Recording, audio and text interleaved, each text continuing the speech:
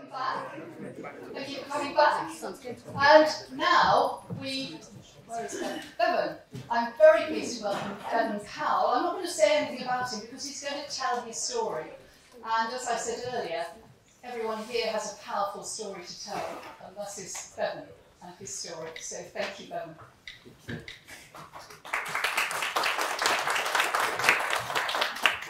Thank you, Sue. I must admit, I feel so moved and humbled from this morning stories that we were told about Rwanda and the horrors of Rwanda. I'm not an academic, but I have to say this morning I learned so much about hope and how to measure hope. And I guess my story, hope is wrapped around my lived experience, hope that transcends not just myself, but my family and community. And that's why I asked the question that I did about this shared thing around communal hope. How does that work? I'm a Methodist.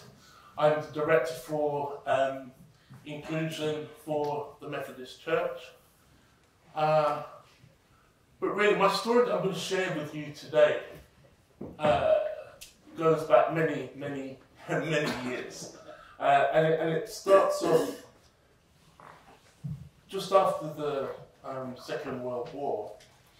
And it starts with a young boy running through the hills of Manchester and dreaming of men landing on the moon. And the reason I say that is I picked up from Oded his dream of being an astronaut. And I just thought, wow, why did he say that? There was some connection there. But imagine a young boy running through the hills of Manchester. When I say Manchester, you probably guess it's not Manchester in England, but Manchester, Jamaica. so we need to get that right.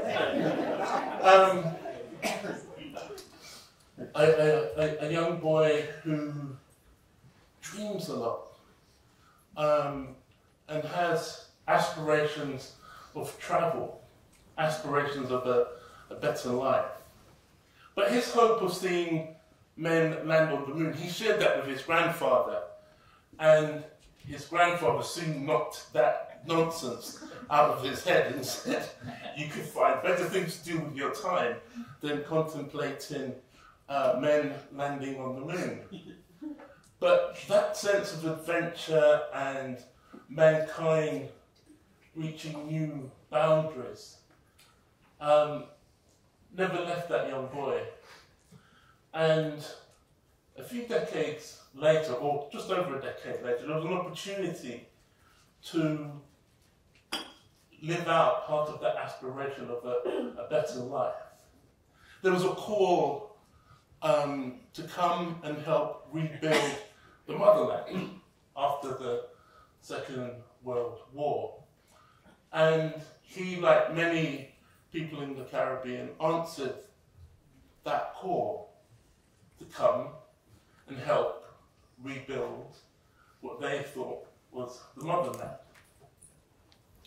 So his adventures start along with so many thousands of people from the Caribbean who share this hope of helping to rebuild the motherland, to create new possibilities. But like so many, when he arrives, and he didn't arrive on HMS Windrush, he arrived on a boat called the Auriga. So there were lots of boats that were coming, but the iconic one is Windrush. But he arrives on Auriga, and pretty soon he recognizes that dream, that hope, is not quite as he had first thought.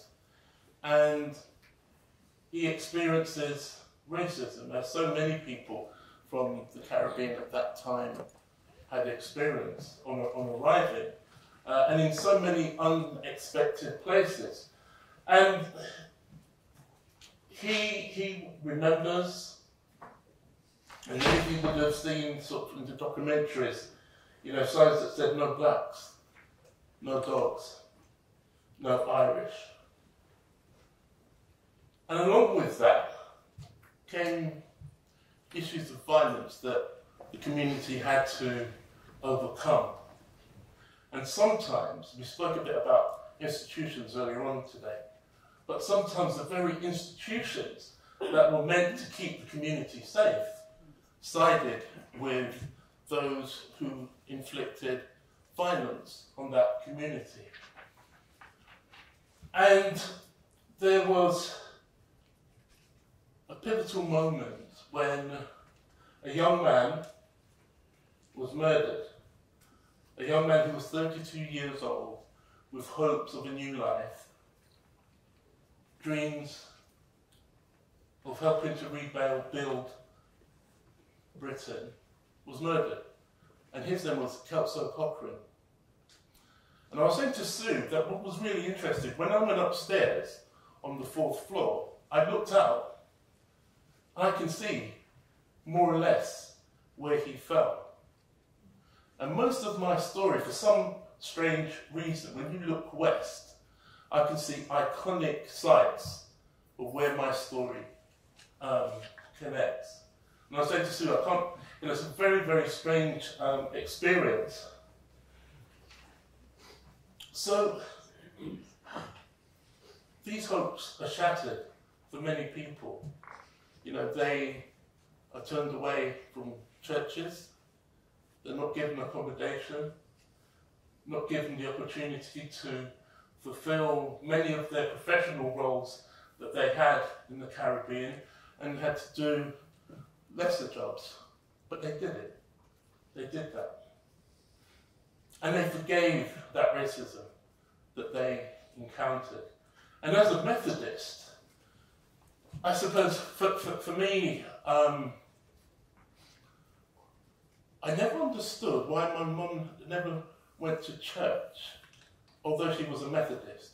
And it wasn't until some time later that I understood the context of why she didn't go back to church, although she encouraged us to go to church.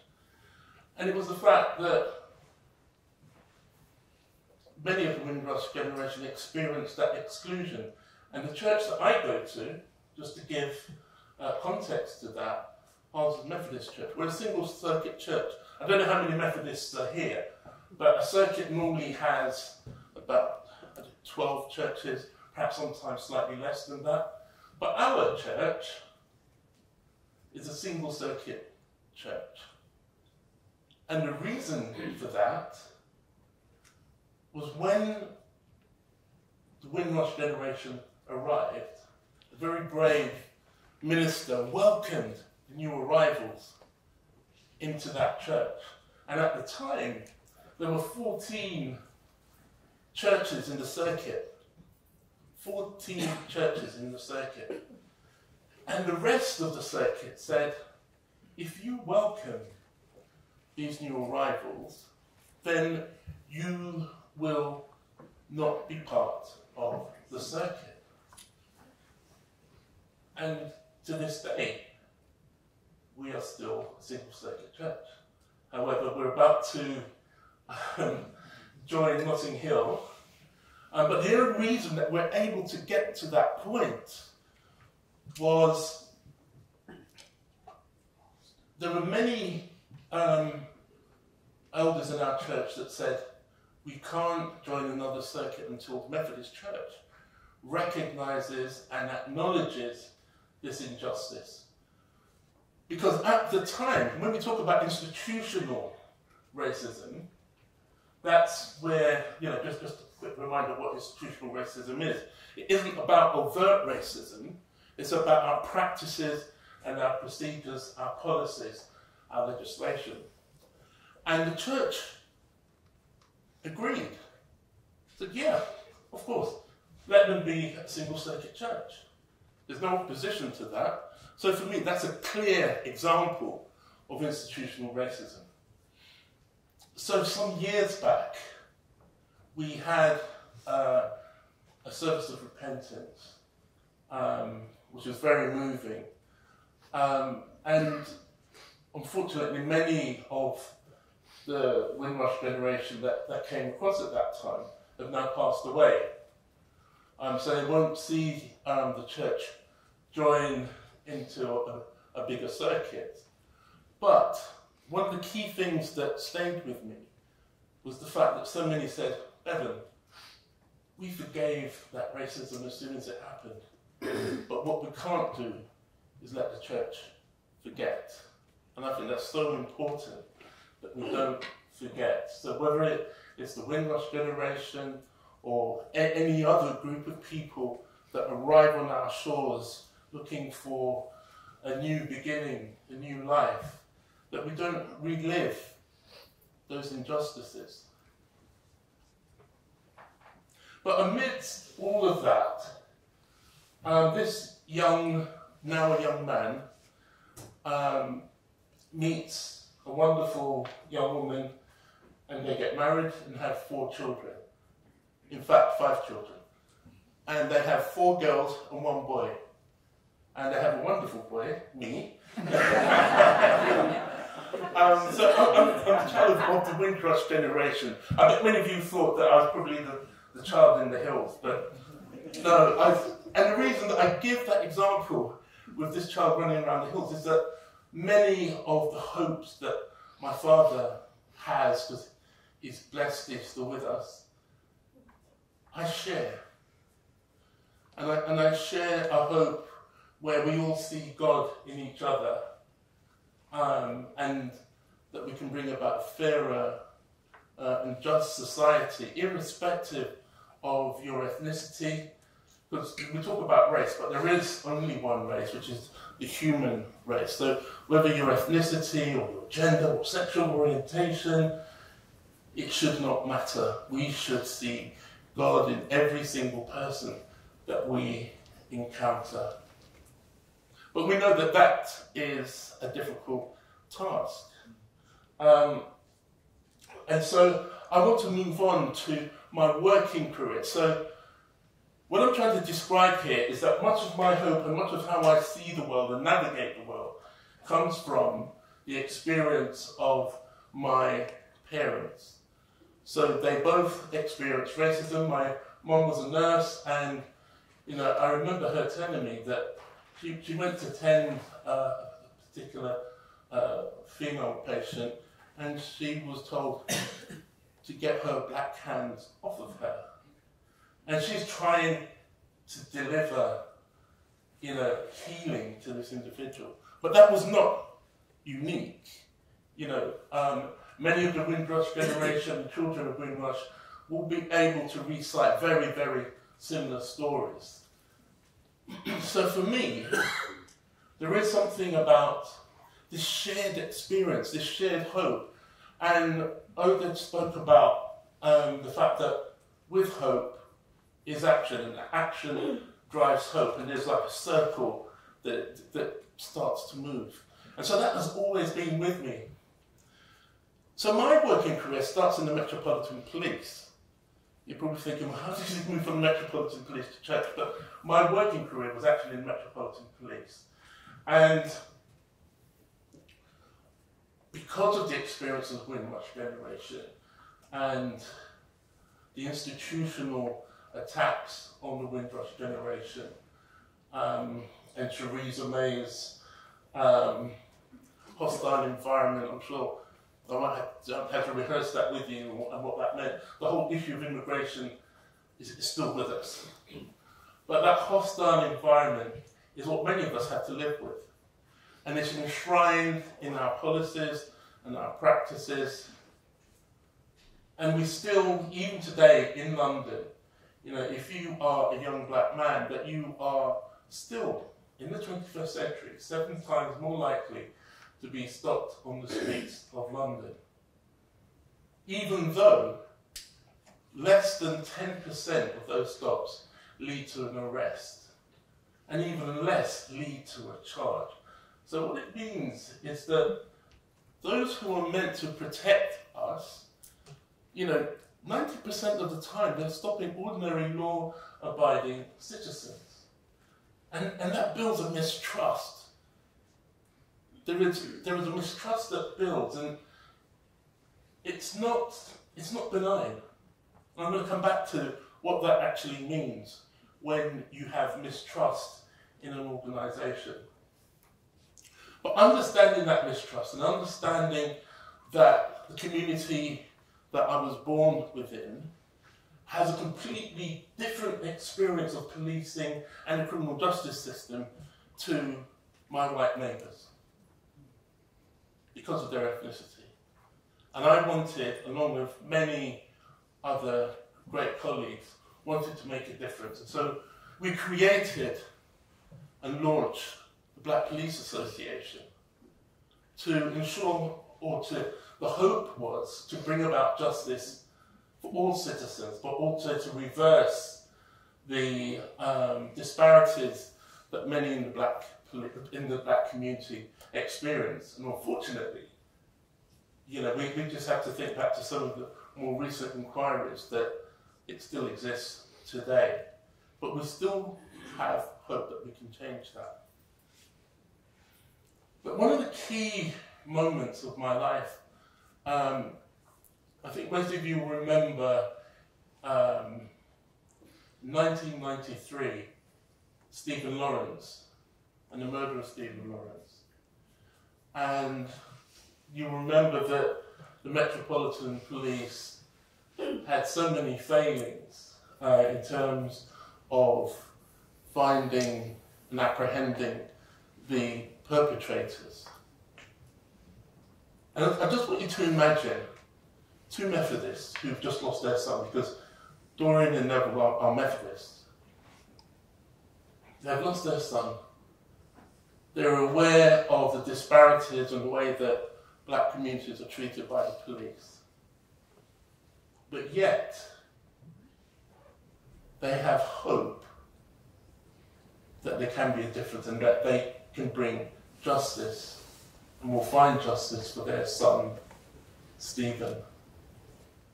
And in 1998, there was an inquiry, the Macpherson inquiry. Many of you would have heard of that. And the main thing about the Macpherson inquiry was that was when we first were, as a society, introduced to the concept of institutional racism.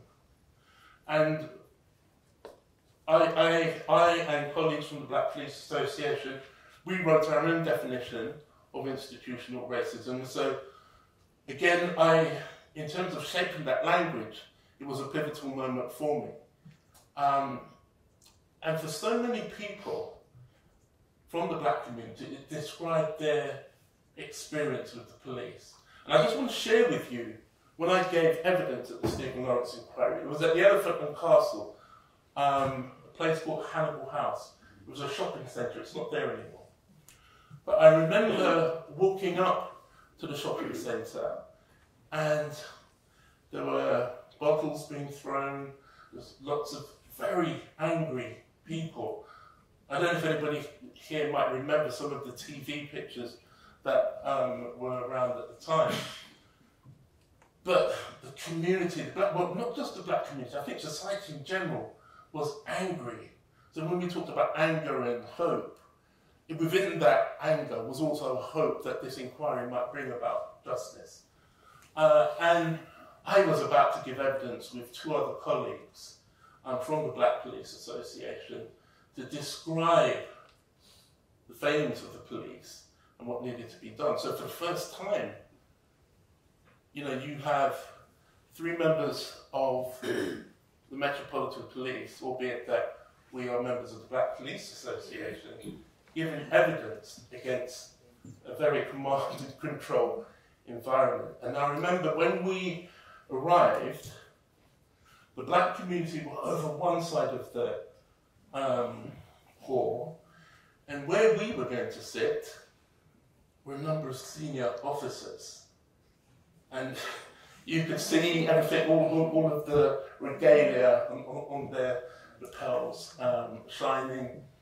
And we sat down, and they were right behind us, and the whole reason for that was just intimidation, really. And I remember we gave our evidence, and it's in the inquiry report. But I remember one of the panel members, he said to us afterwards that his name's Richard Stone. Unfortunately, he passed away, I think, earlier on this year. He was a Jewish GP in Notting Hill, but he was part of the panel. And we became friends, and he said, I could have skipped when I heard the evidence that you gave to the three of us. And it was really moving at that point. But even more than that, you have to imagine at the time, being in the police and being within the black community wasn't always, the two didn't always go together. There was mistrust, quite right, there was mistrust. So we weren't sure how we were going to be received by the black community. And we gave evidence, and then I saw one person that I knew, and she called me over. It was the mother of a colleague. And then all of a sudden we were surrounded by members of the black community who hugged us and said thank you. And for me that was a turning point. It was a turning point not just for us as the Black Police Association, but I think a turning point within the community and a shared hope that there could be a more fair and just society. And that those who have had the privilege or have the privilege to protect the public would do so in a fairer way. Now, it's really strange because the officers that were sitting behind us, the senior officers, and members of the Home Office, were there to intimidate. But once the inquiry report came out, then we were invited to every single government department to start to talk about how the public sector might be transformed. And there were a whole set of recommendations that were meant to transform not just the police, but society. And you'll remember that the Equalities Act was also amended as a result of that, and the police came under the Equalities Act. And so for me, that was all based on hope and my faith that we could make a difference, knowing that there was consequences or potential consequences of giving evidence against effectively our employers, the police and the Home Office. But there's something that went beyond that, which is having that hope, having that faith, knowing that you can speak truth to power, and just possibly you can bring about change. And that's what we did. And I think that there were major improvements across society, so I can't, I'm not going to say that there hasn't been, but unfortunately, we think about Sarah Everard and the inquiry following her murder, that the police have gone backwards. Not just institutionally racist, but they were then labelled misogynistic, institutionally misogynistic, institutionally homophobic. So there's something about our institutions. How can that possibly happen, that you can be labelled with these things? And what's the consequences of that? And I just want, just before moving on from this example,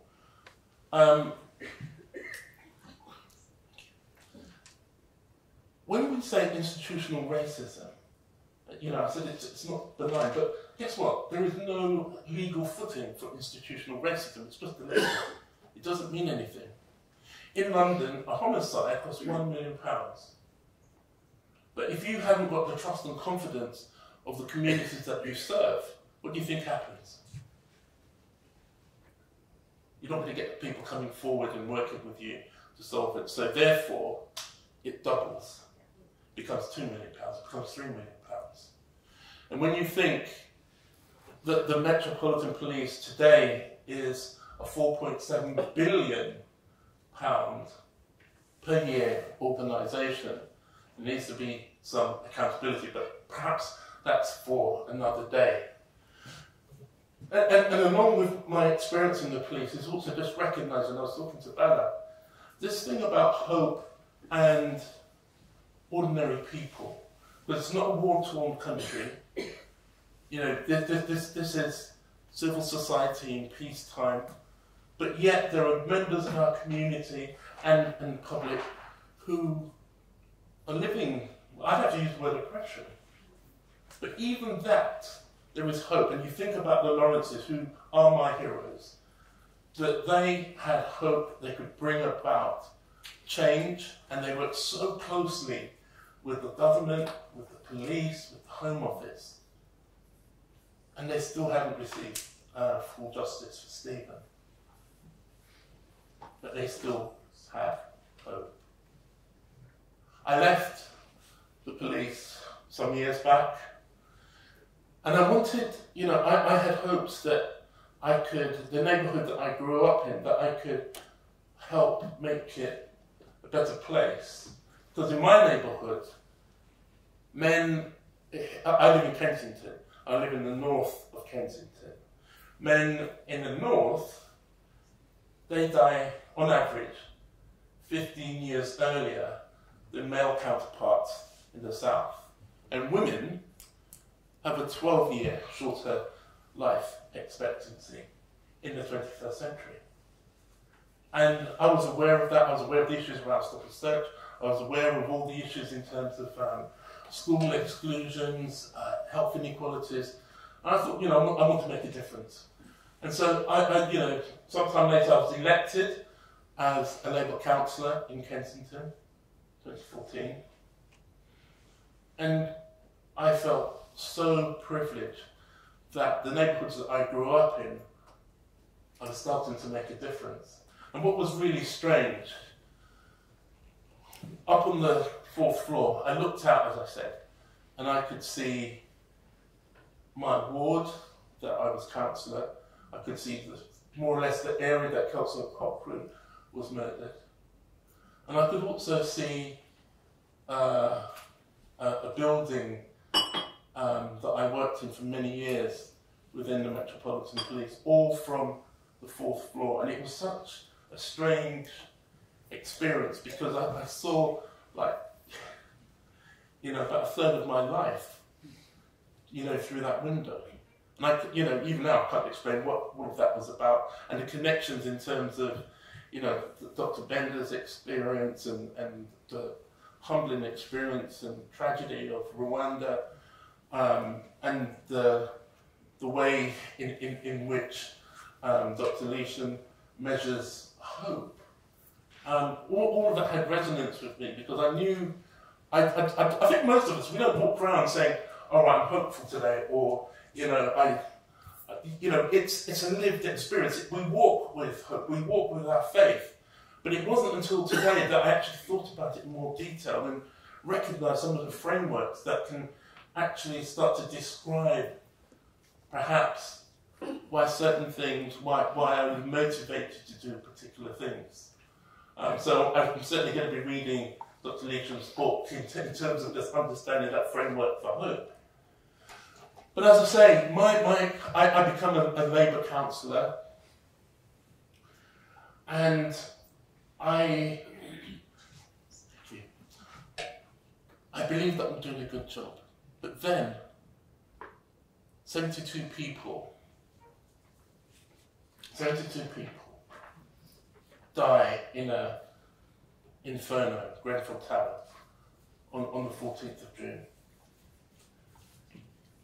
And again, for me, that was a turning point. I've never seen so many ordinary people do extraordinary things, because the response, not just from the community in North Kensington, but across the country, that bought clothes, that bought food.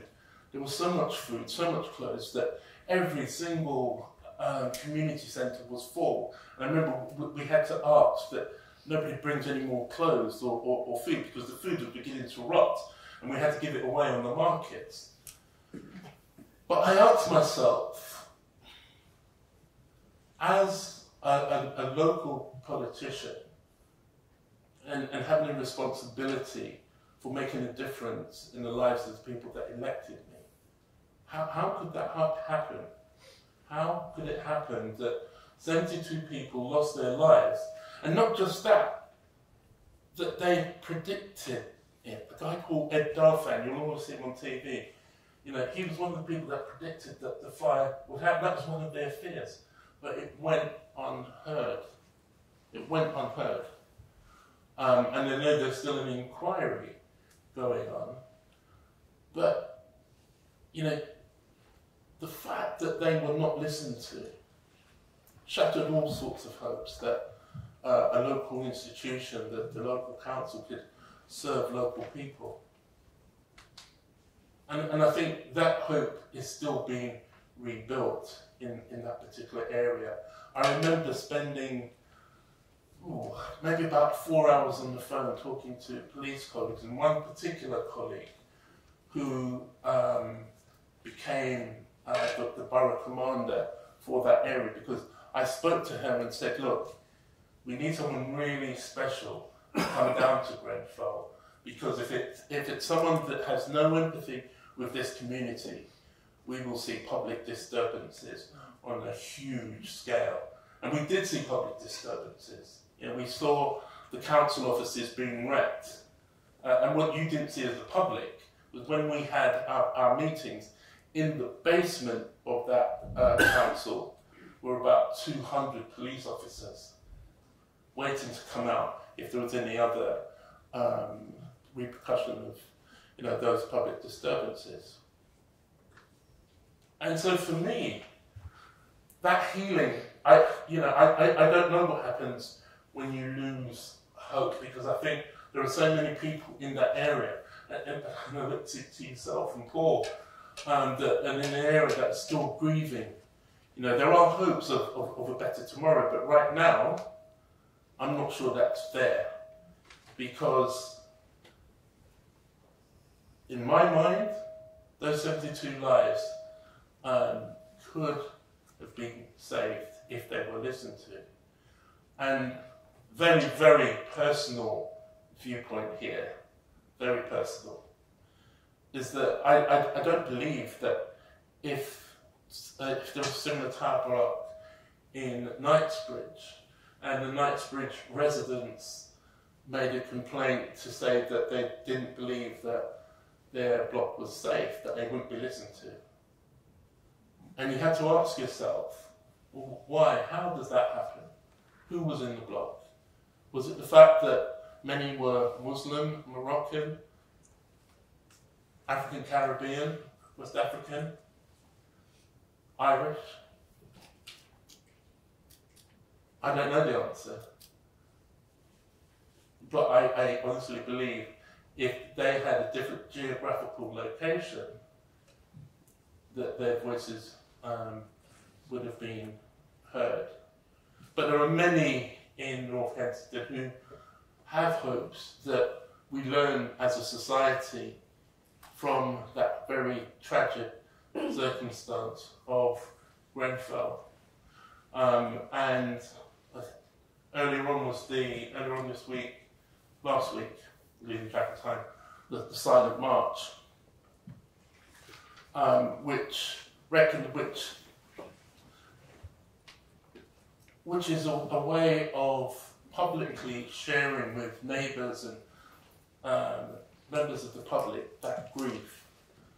So, you know, Dr. Bennett, when you were talking about that shared experience, and I recognised it in terms of those silent marches on the streets of North Kensington.